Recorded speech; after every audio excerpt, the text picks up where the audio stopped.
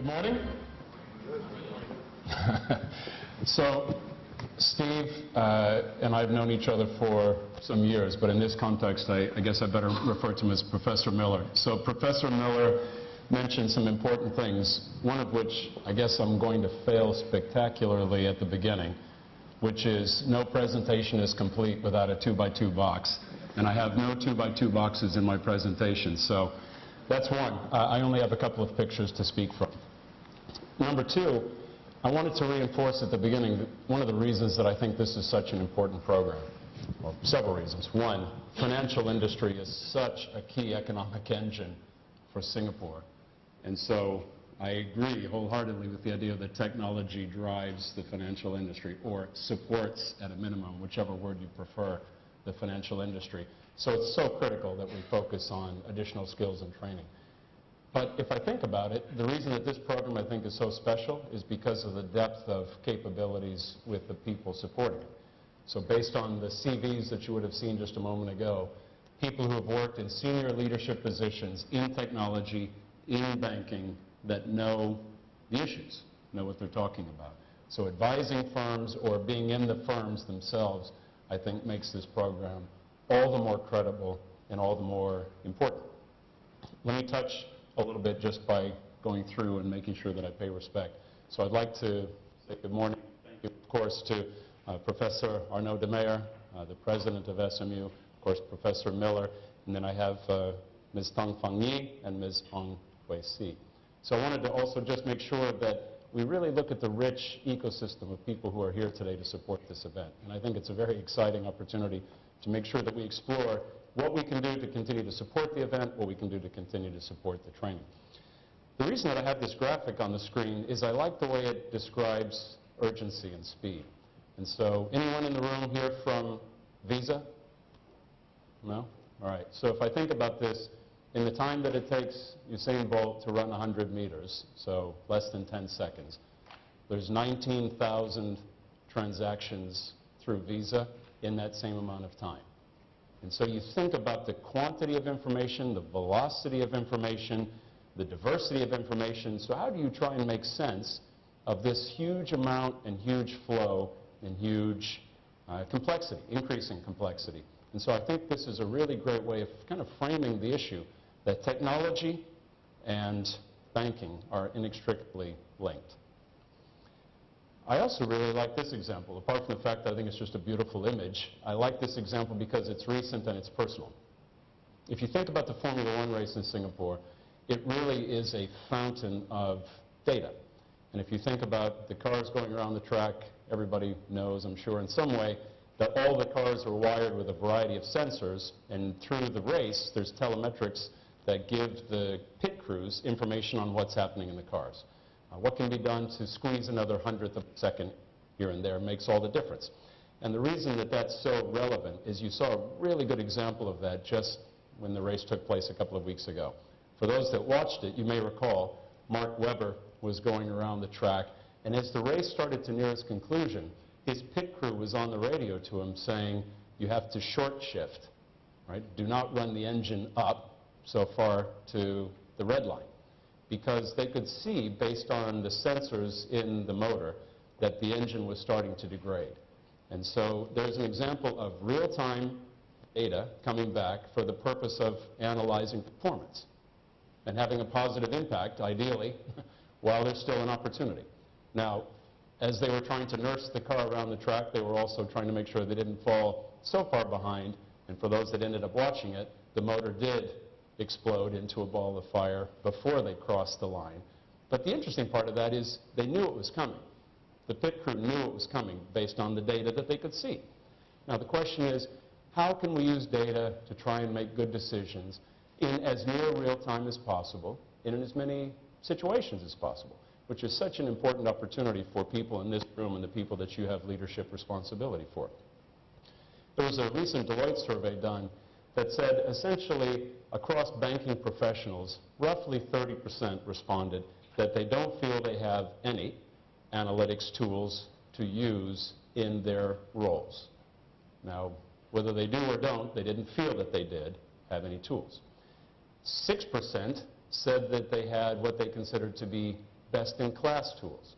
So if you take that, fewer than 1 in 10 felt that they had enough great tools to make good use of all this massive amount of data that was available to them. And many, or a third, felt that they had no tools. So this is a really important scenario as we take a look around financial industry and technology, and that juxtaposition of now new and increasing amounts of tools and ways to analyze that data for the purpose of improving performance. Back to the F1 example. Okay, again, staying with I get to pick the slides, and I think these are nice images to look at. I think this is also a great example of a little bit about what we're trying to do as IDA. So from an IDA perspective, we're trying to think about hard infrastructure and soft infrastructure.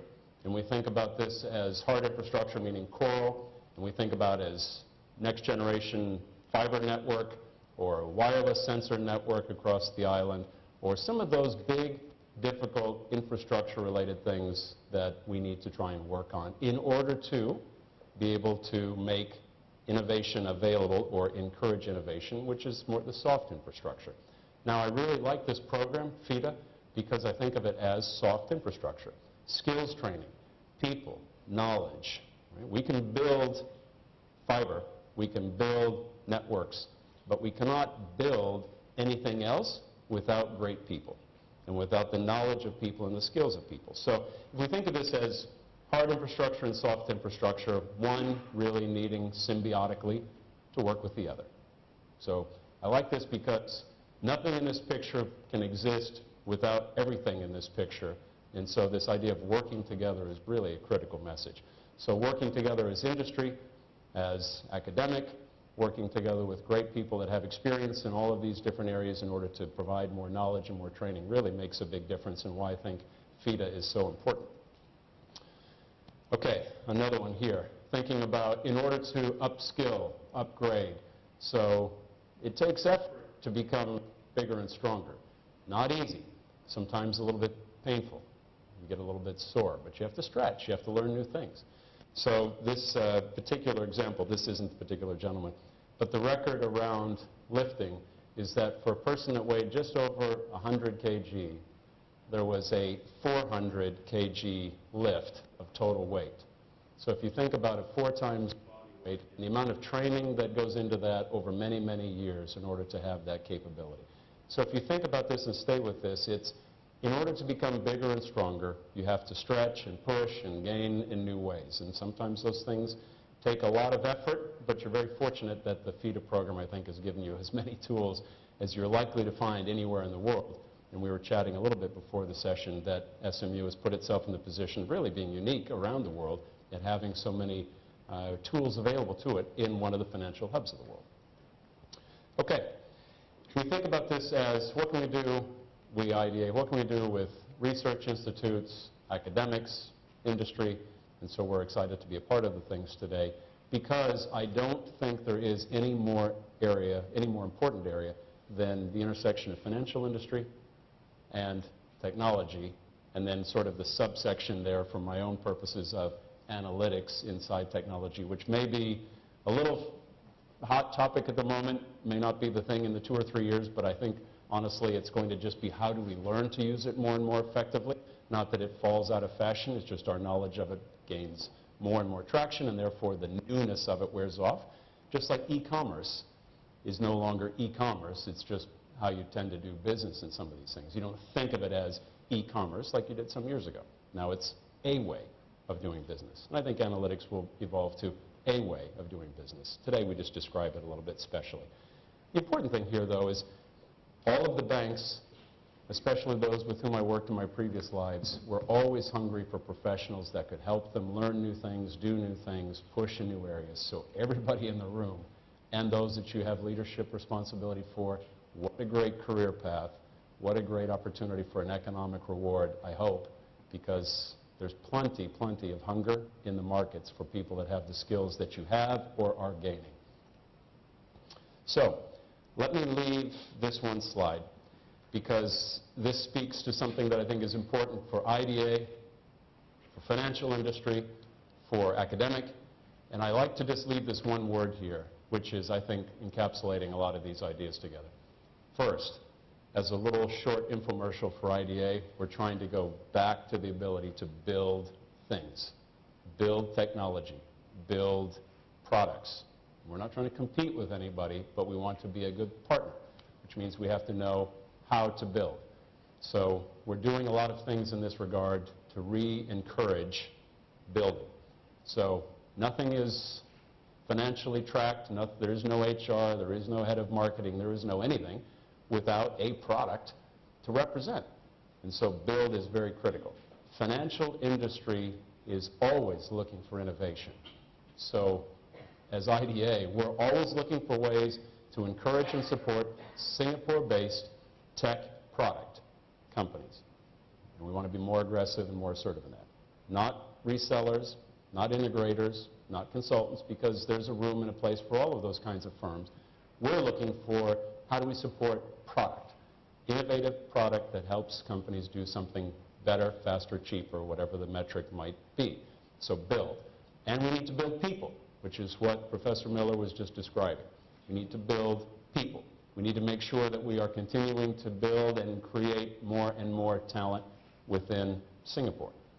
So we need to build products, we need to build people, we need to build economic values and so on that continue to drive all the things that we enjoy today. So from that perspective, I'll leave you with, you're in a great place. fita is an outstanding program. I'm confident it will be another example of best in class for other people to aspire to. And please take this word and think about it during the day. Build. How do we build more together in Singapore? Thank you.